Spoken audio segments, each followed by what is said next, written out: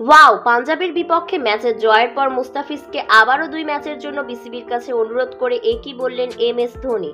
দর্শক, বিস্তারিত জানুন পুরো ভিডিওতে। দর্শক, মুস্তাফিজুর রহমান নেই, মাথিসা পাথিরানাও নেই। দলের মূল ২ বোলার ক্যাম্প ছেড়ে গিয়েছেন। আরেক বোলার দীপক চাহারের অবস্থাও ভালো নয়। চেন্নাই সুপার কিংস অনেকটা নাজুক অবস্থায় শুরু করেছিল পাঞ্জাব কিংসের বিপক্ষে। তারপরেও ২৮ রানের দাপুটে এক জয় পেয়ে মাঠ ছেড়েছে ঋতুরাজ গায়কোয়াড়ের দল। এদিকে প্লে অফ নিশ্চিত করতে হলে চেন্নাইকে ৩ ম্যাচে ২ জয় নিতেই হবে।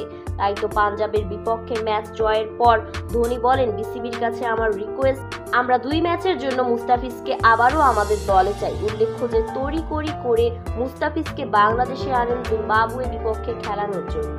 সেখানে মুস্তাফিজকে ছাড়াই ২ ম্যাচ খেলেছে বাংলাদেশ ক্রিকেট দল।